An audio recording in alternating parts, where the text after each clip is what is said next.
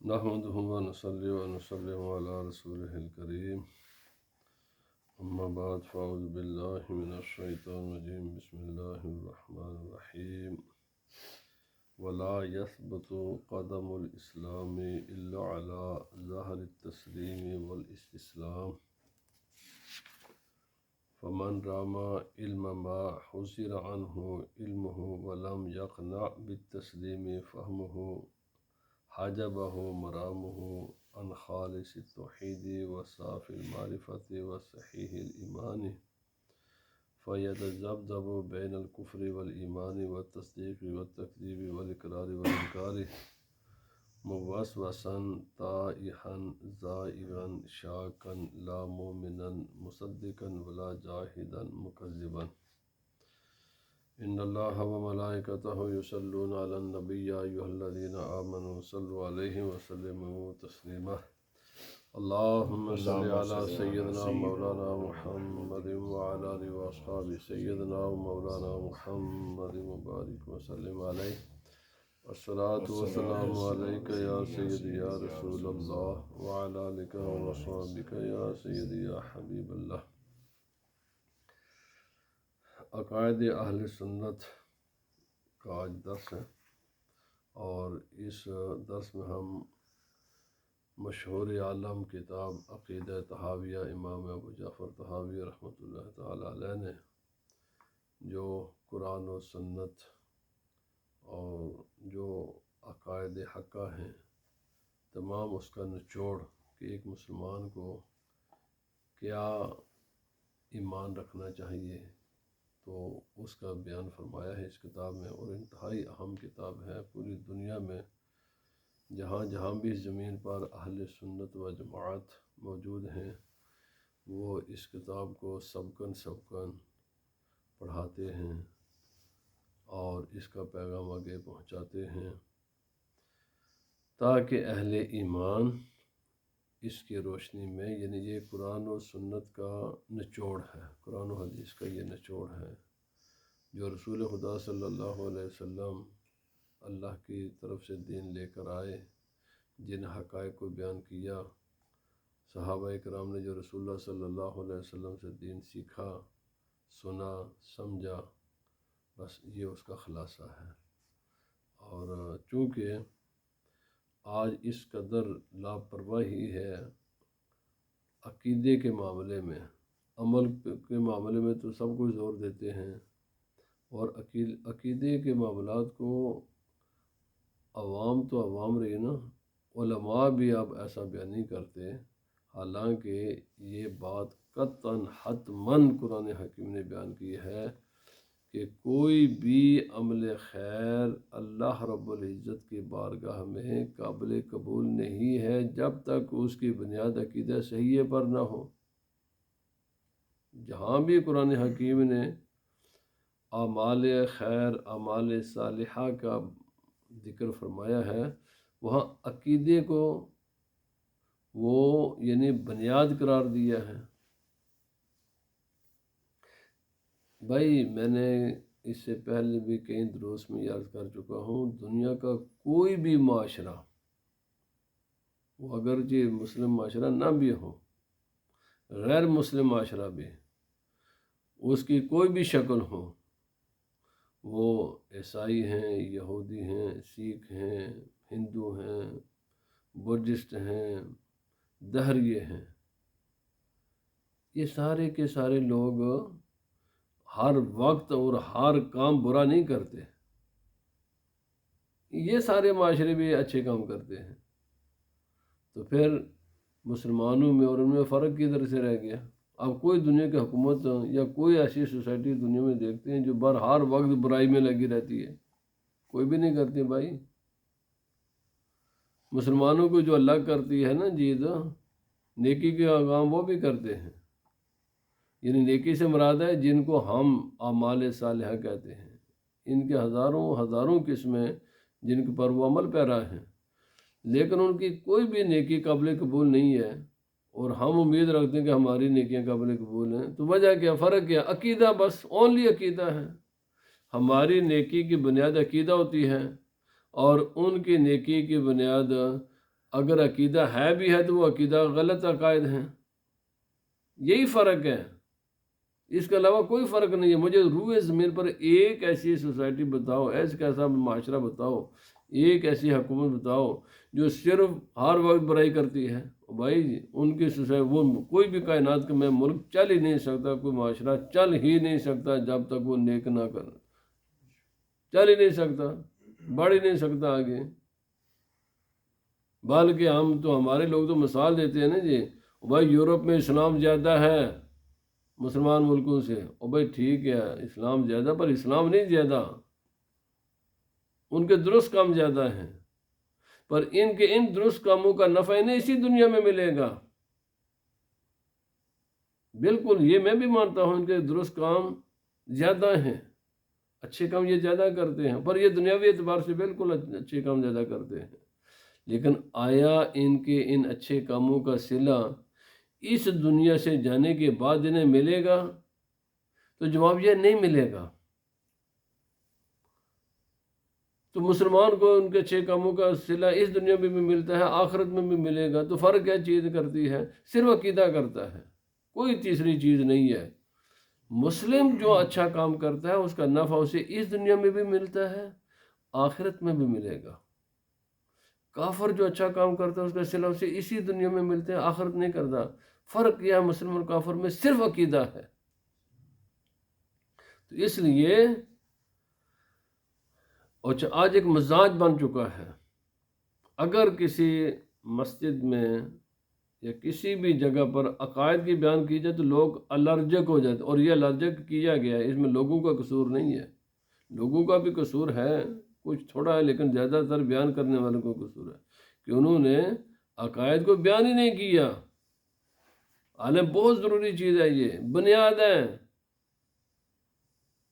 یہ بنیاد ہے، اس کے بغیر کچھ بھی نہیں ہے۔ عاملۃ ناصبۃ تصلی نارا حامیہ، خدا تعالیٰ کا واضح پیغام ہے۔ وَقَدِّمْنَا إِلَىٰ مَا عَمِلُوا مِنْ أَعْمَالٍ فَجَعَلْنَاهُ هَبَاءً مَنْثُورًا، قرآن پاک نے واضح بیان کر دیا ہے۔ عمل صالح کی مشقتیں انہوں نے اٹھائیں، بڑے بڑے اچھے عمل کیے، لیکن کوئی بھی ان کا عمل صالح ان کو جہنم سے نہیں بچائے گا، یہ جہنم میں جائیں گے۔ ان کے اعمال صالحہ کی قیامت کے دن اتنی بھی ویلیو نہیں ہوگی جیسے گھاس کے ایک خشک تنے، ایک خشک تنکے کی ہوتی ہے، اس کو ہوا جہاں چاہے اڑا کر لے جاتی ہے، کوئی ان کی ویلیو نہیں ہے۔ کیوں بھائی، کیوں ویلیو نہیں ہے؟ آپ کے عمل کی ویلیو، عمل تو دونوں سیم کر رہے ہیں، آپ کے عمل کی ویلیو ہوگی، ان کے عمل کی ویلیو نہیں ہوگی۔ آپ کے اعمال صالح جنت میں لے کر جائیں گے، ان کے اعمال صالح انہیں جنت میں نہیں لے جا سکتے۔ کیوں جی؟ اس لیے کہ صرف ایک چیز ہے، آپ کے اہل ایمان کے اعمال صالحہ کی بنیاد، فاؤنڈیشن عقیدہ ہے، اور ان کی اعمال صالحہ کی فاؤنڈیشن عقائد باطلہ ہیں، عقائد صحیحہ نہیں ہے، یہی فرق ہے۔ اس لیے عوام و خواص دونوں کا یہ فرض ہے، اور میری دونوں سے گزارش ہے کہ عقائد اہل سنت کو بیان بھی کیا جائے، اور جہاں بیان ہو وہاں بیٹھ کر انہیں سنا بھی جائے، انہیں سمجھا بھی جائے، اور اس کے مطابق اپنا عقیدہ بنایا بھی جائے۔ یہ بھی نہیں کہ ایک کان سے سن کر دوسرے کان سے ان کو نکال دیا جائے۔ تو اس لیے آج عقیدہ تحاویہ کا جو ہے نا، یہ پوائنٹ نمبر 36 ہے۔ آپ فرماتے ہیں لا یثبت قدم الاسلام علی ظاہر التسلیم والاستسلام، جو اسلام پر انسان ثابت قدم ہو ہی نہیں سکتا، اسلام پر بندہ یعنی مضبوطی کے ساتھ قائم رہ ہی نہیں سکتا، ممکن ہی نہیں ہے جب تک یہ رویہ نہیں اپنائے گا، اور یہ رویہ اپنانا فرض ہے، ضروری ہے۔ وہ کیا ہے؟ فرمایا تسلیم والاستسلام۔ اسلام جاننے کا نام نہیں ہے بھائی، جاننا ایک پہلی سٹیج ہے، منزل ہے۔ اسلام ماننے کا نام ہے، یہ سمجھ لیں، اسلام سمجھنے کا نام نہیں ہے، ماننے کا نام ہے۔ جاننے کا نام نہیں ہے، ماننے کا نام ہے، اور اس کے سامنے سرنڈر ہونے کا نام ہے۔ بالکل اس کے سامنے اپنے آپ کو ہینڈز اپ کر دو، سرنڈر کر دو۔ چونکہ قرآن حکیم میں، احادیث رسول صلی اللہ علیہ وسلم میں دونوں مقامات پر ایسے سٹیٹمنٹس موجود ہیں جنہیں ہم متشابہات کہتے ہیں۔ اللہ رب العزت نے بعض ایسی چیزیں ہیں کہ جن کا علم، جن کا فہم ہر آدمی کے لیے ممکن بنا دیا ہے۔ دنیا میں بھی ایسے ہی ہے، یہ کوئی ایسا بھی انوکھی بات نہیں کہ بس یہ دین کے مسئلے میں ہے، دنیا میں نہیں، دنیا میں بھی ایسے ہی ہے۔ دنیاوی معاملات بھی ایسے ہی اللہ تعالیٰ نے بنائے ہیں۔ بعض چیزیں ایسی ہیں کہ جن کا علم ہر انسان کے لیے، اس کا معنی، اس کا مفہوم سمجھنا ہر انسان کے لیے ممکن ہے، پر انسان برابر نہیں ہے نا۔ کوئی دنیا کے صاحب عقل انسان، باشعور انسان کہہ سکتا ہے کہ انسان سب کے سب ایک لیول کے ہیں؟ انسان ایک لیول کے نہیں ہیں۔ اگر ایک لیول کے ہوتے ہیں تو ہر سال ایک سکول میں، ایک کلاس میں، ایک استاد، ایک کتاب پڑھنے والے جب رزلٹ آتے ہیں تو رزلٹ مختلف کیوں ہوتے ہیں؟ سکول سے لے کر کالج اور کالج سے لے کر یونیورسٹی کی سطح تک اور پھر عملی میدان میں یہ فرق کیوں ہوتا ہے؟ وہ ان کی ذہنی سطح کی وجہ سے ہوتا ہے۔ کسی کی ذہنی سطح کمزور ہوتی ہے، کسی کی ذہنی سطح ذرا اس سے بلند ہوتی ہے، کسی کے اوپر کسی کو اور زیادہ بلند ہوتی ہے۔ یہی وجہ ہے نا۔ اگر دنیا کے معاملات میں انسان کی ذہنی سطح سب کے برابر نہیں ہے تو دین کا معاملہ بھی ایسے ہی ہے کہ دینی علوم بھی بعض اس کی وہ ہے کہ جو ہر ایک کو سمجھ آ جاتے ہیں، بعض وہ ہیں جو خاصوں کو سمجھ آتے ہیں، بعض آتے ہیں خاص اور خواص، اور بعض وہ ہیں کہ جو صرف اللہ رب العزت نے جس کا علم رسول اللہ صلی اللہ علیہ وسلم کو عطا کیا ہے، یا اپنے خاص انبیاء اکرام کو علوم عطا فرمائے وہ۔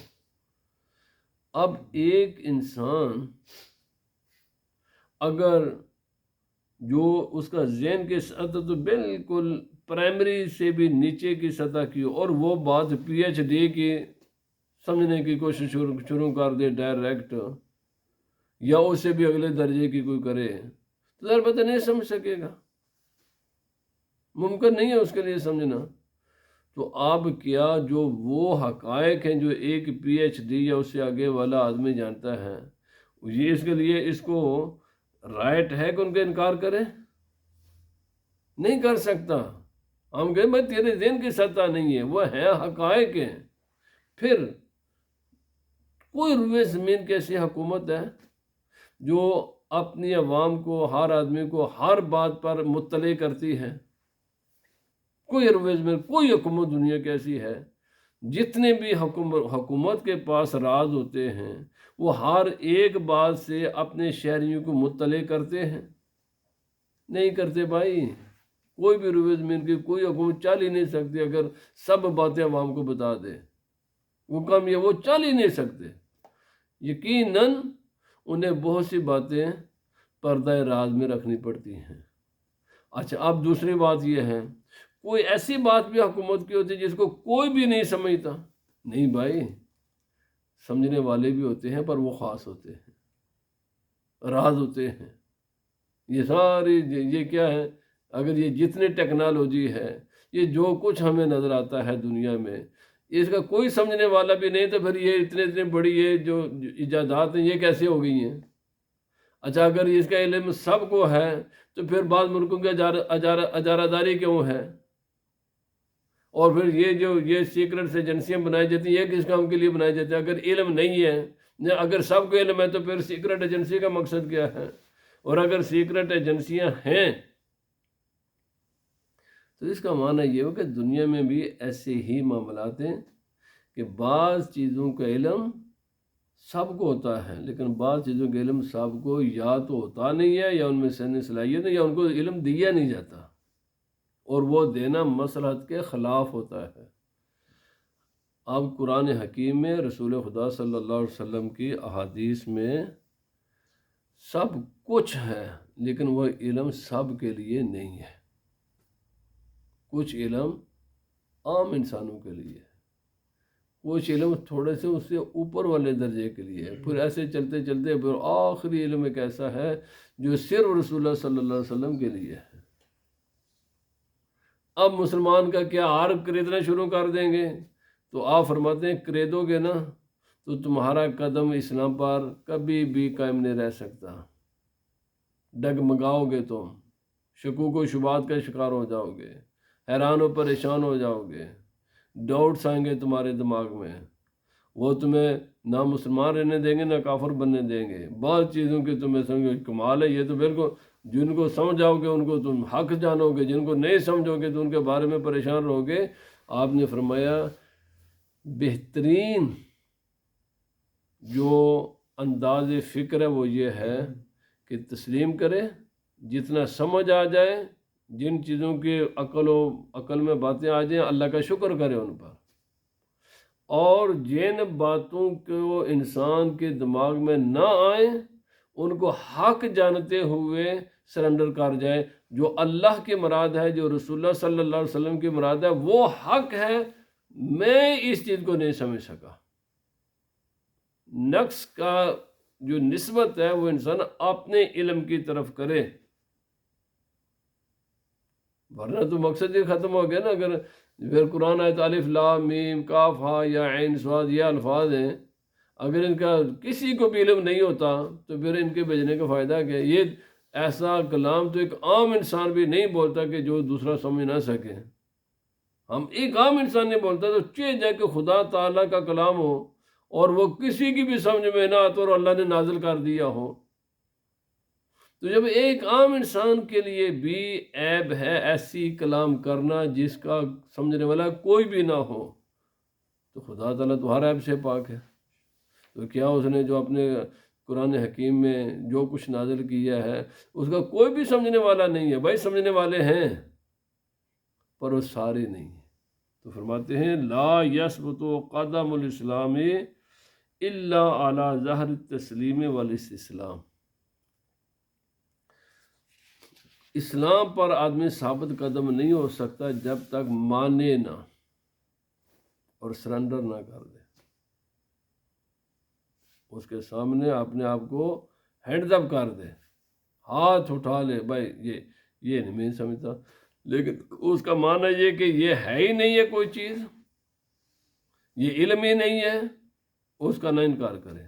یہی آج کی یہ گمراہی کے یہ بہت بڑے اسباب میں سے ایک بڑا سبب یہ ہے، بغیر علم کے، بغیر نہ صرف کا پتہ ہے، نہ نحو کا پتہ ہے، نہ بلاغہ کا پتہ ہے، نہ علم المعانی کا پتہ ہے، نہ جناب ان کو کوئی منطق کا پتہ ہے، نہ کوئی ہسٹوریکل چیزوں، جتنے بھی ضروریات یعنی جو علوم عالیہ ہیں ان میں خبر ہی نہیں ہوتی، اور اپنی رائے دخل کر دینا شروع کر دیتے ہیں، خود بھی گمراہ ہوتے ہیں، دوسروں کو بھی گمراہ کرتے ہیں، خود بھی راستے سے بھٹکتے ہیں، دوسروں کو بھی بھٹکا دیتے ہیں۔ اللہ کے بندوں جس کو یہ شوق ہو نا تو وہ پہلے اپنی زندگی کھپائے، یہ کھپانے کے بعد بھی اگر یہ بات اتنی آسان ہو جاتی نا تو صحابہ کرام میں قرآن حکیم کو سمجھنے میں اختلاف نہ ہوتا۔ صحابہ کرام بھی کبھی کبھی کچھ سمجھتے، لیکن نبی پاک صلی اللہ علیہ وسلم جب وضاحت فرماتے نا تو وہ سارے اہل زبان تھے، ان کو نہ صرف کی ضرورت تھی، نہ نحو کی ضرورت تھی، نہ علم بلاغت کی ضرورت تھی، نہ انہیں جناب علم المعانی کسی کی ضرورت نہیں، کیونکہ وہ سب زبان تھے، وہ سب کو جانتے تھے۔ اس کے باوجود انہیں ضرورت ہوتی تھی نبی پاک صلی اللہ علیہ وسلم سے پوچھنے کی۔ تو اگر صحابہ کرام نے دعویٰ نہیں کیا جناب، چونکہ ہمیں کیا، ہم یہ تو جس زبان جو ہم صبح و شام زبان بولتے ہیں، اسی زبان میں تو نبی پاک صلی اللہ علیہ وسلم کو فرماتے ہیں، اسی زبان میں تو اللہ کا کلام قرآن حکیم ہے، تو ہم کیوں پوچھیں؟ اور بھائی نہیں پوچھتے تھے، نبی پاک صلی اللہ علیہ وسلم سے سوال کرتے تھے، نبی پاک صلی اللہ علیہ وسلم جتنی ان کی ضرورت ہوتی انہیں بتا دیا کرتے تھے، لیکن جہاں ان کی ضرورت وہ بھی ان کی بھی ایک انتہا تھی۔ یاد رکھ لیں، ہر انسان کے علم کی ایک فائنل منزل ہے، اس منزل کے آگے وہ بھی نہیں جا سکتا، کوئی بھی نہیں جا سکتا۔ سب سے بڑی ذات نبی پاک صلی اللہ علیہ وسلم کی ذات ہے نا، علم الہی کے مقابلے میں سرکار دو عالم صلی اللہ علیہ وسلم کی بھی ایک منزل ہے۔ اس کے بعد اسے خدا کا علم ہے، نبی پاک کے علم کو خدا کے علم کے برابر تو نہیں ہے نا۔ آپ کے منزل علم کی بھی ایک منزل ہے، ہر ایک کے علم، جس کا علم لامتناہی ہے اور علم ذاتی ہے، وہ صرف خدا کی ذات ہے۔ اللہ رب العزت کے سوا علم نبی پاک تمام بشمول نبی پاک صلی اللہ علیہ وسلم، تمام انبیاء کرام، تمام مخلوق کا علم، پہلی بات تو یہ ہے تمام فرشتوں کا علم یہ عطائی ہے، ذاتی نہیں ہے۔ دوسرا، مخلوق کے اعتبار سے نبی پاک صلی اللہ علیہ وسلم کے علم کلی ہے، خدا کے اعتبار سے نہیں ہے۔ یہ کس نے کہہ دیا کہ اہل سنت جماعت کا یہ عقیدہ ہے جی کہ نبی پاک صلی اللہ علیہ وسلم کا علم کلی ہے، وہ خدا کے حوالے، خدا کے نسبت سے نہیں ہے، وہ مخلوق کے نسبت، کہ مخلوق میں کوئی نبی پاک صلی اللہ علیہ وسلم کے علم کے برابر مخلوق میں سے کسی کا علم نہیں ہے۔ مخلوق میں سے کسی کا علم نبی پاک صلی اللہ علیہ وسلم کے مساوی نہیں ہے، خدا کے حوالے سے نہیں ہے، وہ تو نسبت ہی کوئی نہیں ہے، یعنی وہ تو خدا ہے، خدا کے تو لامتناہی ہیں، اس کی کوئی حد ہی نہیں ہے۔ تو فرمایا جس انسان نے کوشش کی اس علم کو پانے کی جس علم سے روکا گیا ہے، جیسے متشابہات کا علم ہے، اور تسلیم اس نے صبر نہ کیا، جتنا اللہ نے اس کو دے دیا بس اسی پر وہ صبر کر لے، جتنا اللہ نے اس کو دیا اسی پر وہ صبر کرے، تو وہ یہی سوچ اس کی رکاوٹ بن جائے گی خالص توحید میں، پھر وہ ایمان نہیں پا سکے گا۔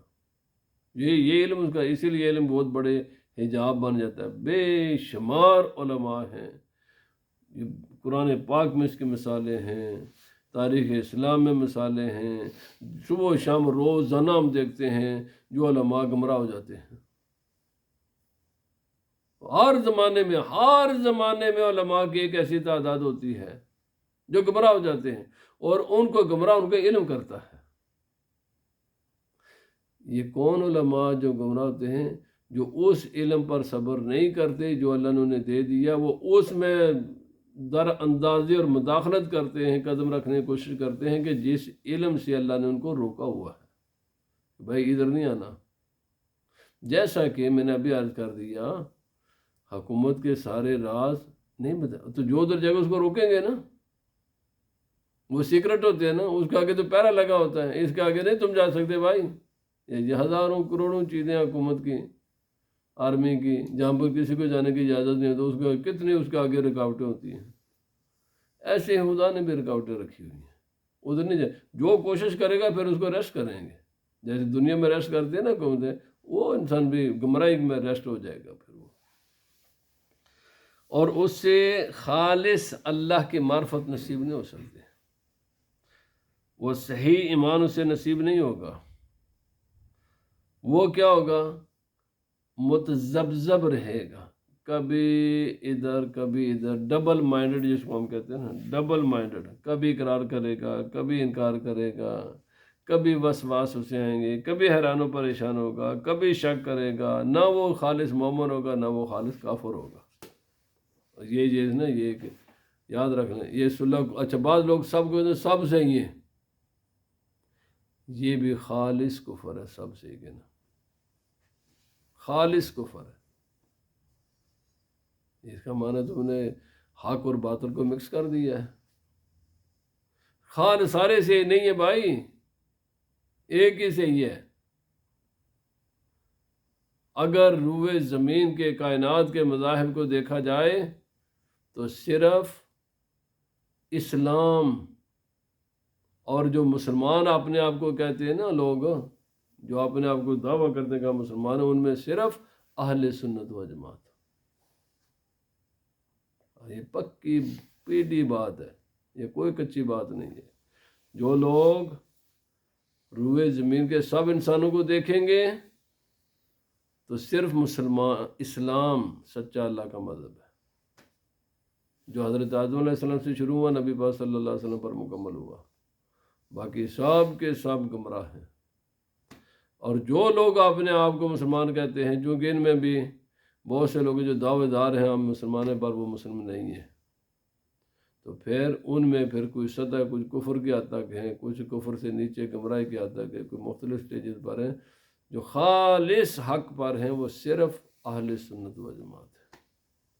اور اہل سنت و جماعت جب ہم کہتے ہیں تو اس سے مراد یہ عوام عامت الناس نے، اس کا معنی ہے جو ان کتابوں میں لکھا ہوتا ہے، یہ خالص حق ہوتا ہے۔ ہاں، ان کو پھر آدمی پڑھے، عمل کرے، اس پر اعتماد رکھیں، یقین رکھیں ان چیزوں پر، بس یہی چیزیں حق ہیں، اس کے علاوہ کچھ بھی جو کچھ بھی ہے وہ گمراہی ہے۔ اللہ پاک ہمیں عمل کی توفیق عطا فرمائے۔